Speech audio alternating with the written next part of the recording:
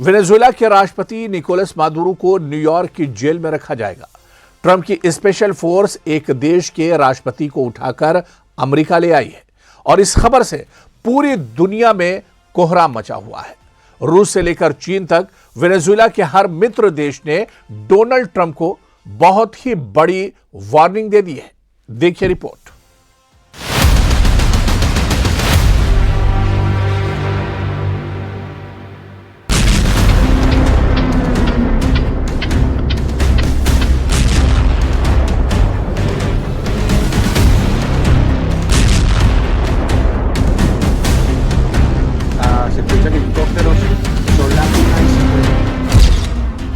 Venezuela में Maduro के खिलाफ हुआ ऑपरेशन लादेन।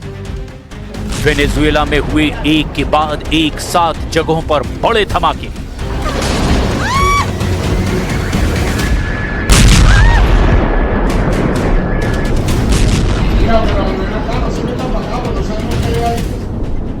डोनाल्ड ट्रंप की डेल्टा फोर्स ने किया ऐसा कमांडो ऑपरेशन जिसकी तुलना पाकिस्तान के एबटाबाद में किए गए ऑपरेशन नेपच्यून स्पीयर से की जा रही है।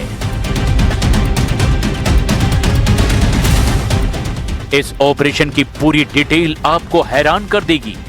कैसे हेलीकॉप्टर लॉन्च हुआ, वेनेजुएला में कमांडो ऑपरेशन करके कैसे निकोलस मादुरो को अमेरिका ने अपने कब्जे में लिया। इस रिपोर्ट में अमेरिकी स्पेशल फोर्स के सबसे खतरनाक ऑपरेशन की पूरी डिटेल आपको पता चलेगी। बहुत गौर से इस रिपोर्ट को देखिएगा।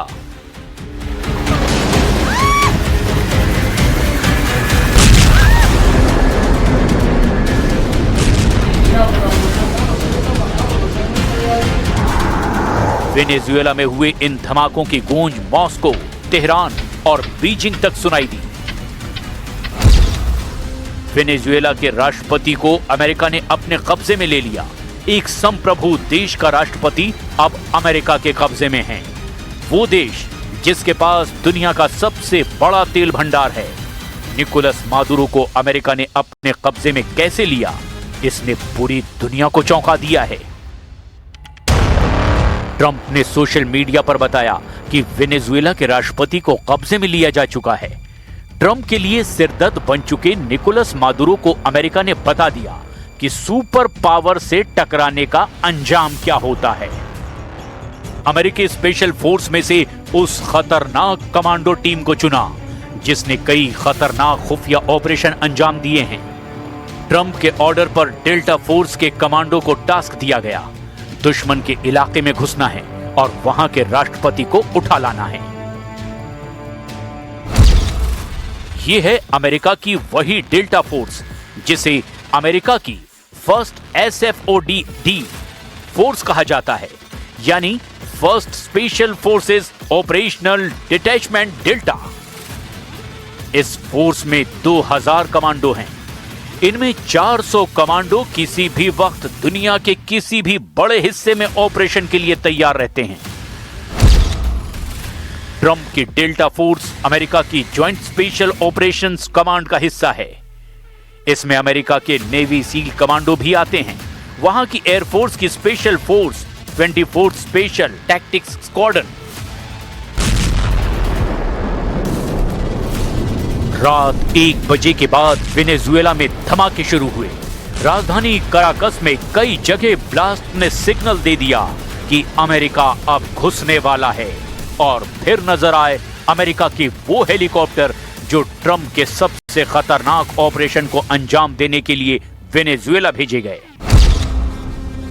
अमेरिका की डेल्टा फोर्स के कमांडो चिनूक और ब्लैक हेलीकॉप्टर के जरिए लॉन्च किए गए।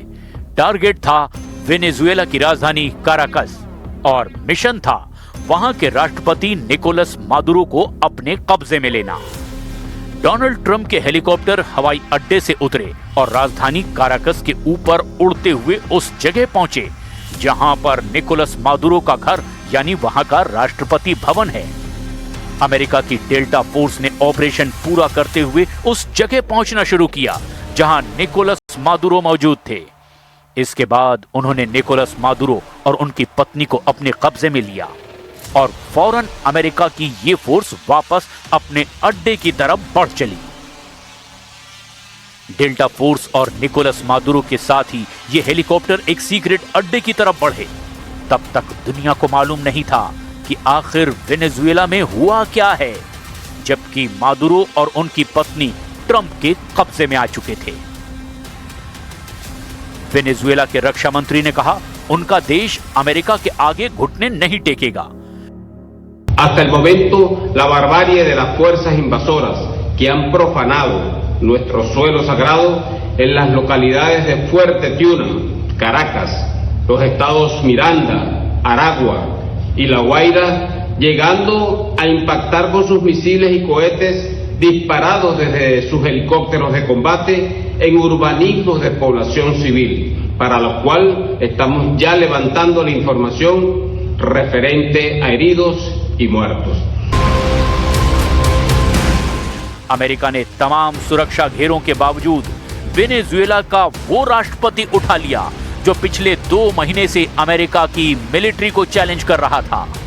वेनेजुएला में युद्ध को लेकर आशंका जताई जाती रही कि अब यहीं से वर्ल्ड वॉर की शुरुआत होगी। क्या वाकई ऐसा होगा? क्या ट्रंप ने मादुरो को कब्जे में लेकर बता दिया है कि उनके बैकयार्ड में एक बड़ा युद्ध शुरू हो चुका है? ट्रंप का टारगेट रहा है वेनेजुएला का तेल भंडार। 303 अरब बैरल तेल के साथ वेनेजुएला दुनिया का तेल का सबसे बड़ा गोदाम कहा जाता है। वेनेजुएला के पास इतना तेल है कि 3000 दिनों तक यहीं से पूरी दुनिया की जरूरत पूरी की जा सकती है।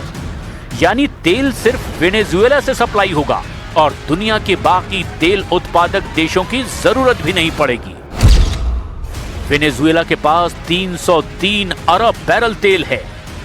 दूसरे नंबर पर सऊदी अरब है जिसके पास 267 अरब बैरल तेल है। तीसरे नंबर पर ईरान है जिसके पास 209 अरब बैरल तेल है।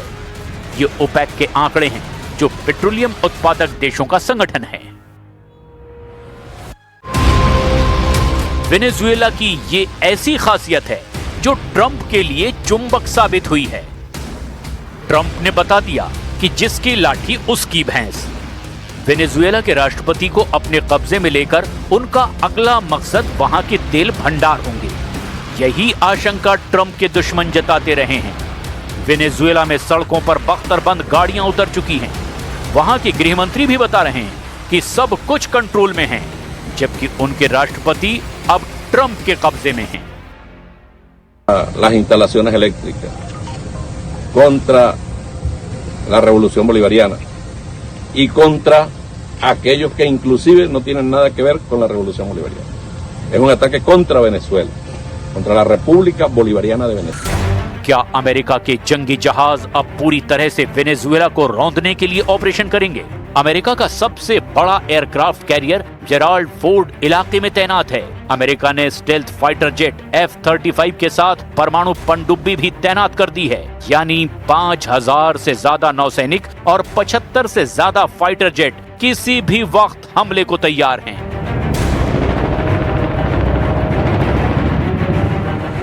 एक दक्षिण अमेरिकी देश वेनेजुएला को पस्त करने के चक्कर में डोनाल्ड ट्रंप ने डेल्टा फोर्स का इस्तेमाल किया।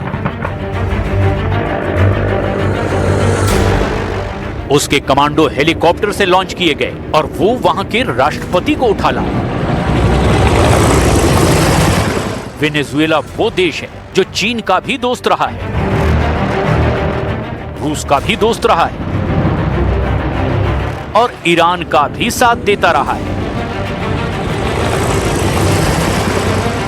ऐसे में सवाल यह है कि क्या वेनेजुएला में गृह युद्ध की शुरुआत हो सकती है? वेनेजुएला की सड़कों पर बख्तरबंद गाड़ियां देखी जा रही है, यानी जमीन पर अब भी निकोलस मादुरो की फौज ने अपना कब्जा बनाए रखने का सिग्नल दे दिया है। क्या वेनेजुएला की फौज ट्रंप के सामने हथियार डालेगी या ट्रंप के इशारों पर नाचने की बजाय आमने सामने का मुकाबला करेगी? अगर ऐसा हुआ तो वेनेजुएला बहुत बुरे हालात में पहुंच जाएगा। अमेरिका के लिए भी मुसीबत खड़ी हो सकती है, क्योंकि डोनाल्ड ट्रंप के लिए ये एक बहुत बड़ी गलती हो सकती है। इसे अभी से ट्रंप का काराकास ब्लंडर कहा जा रहा है। सवाल है क्या डोनाल्ड ट्रंप वेनेजुएला से युद्ध करके अमेरिका को दूसरे वियतनाम में फंसाने जा रहे हैं? फास्ट बोट पर सवार ये सैनिक अमेरिका के स्पेशल फोर्स का हिस्सा हैं, जो लगातार वेनेजुएला के आसपास मंडराते रहे। दुश्मन के इलाके में घुसकर उसे खत्म करना या इलाके पर कब्जा जमाना।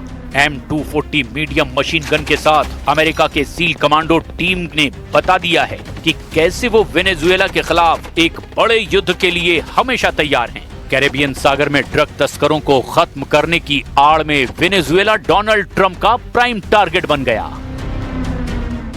Flagrante violación de la Carta de las Naciones Unidas y del derecho internacional. La Venezuela libre, independiente y soberana rechaza con toda la fuerza de su historia libertaria la presencia de estas tropas extranjeras que solo han dejado a su paso muerte, dolor y destrucción. Venezuela में Donald Trump के खतरनाक इरादों के पीछे तेल का खेल बताया जा रहा है। इसमें कोई शक नहीं कि ट्रंप की नजर इस वक्त अमेरिका के दो दुश्मनों पर है, चाहे वो फारस की खाड़ी हो या फिर कैरेबियन सागर।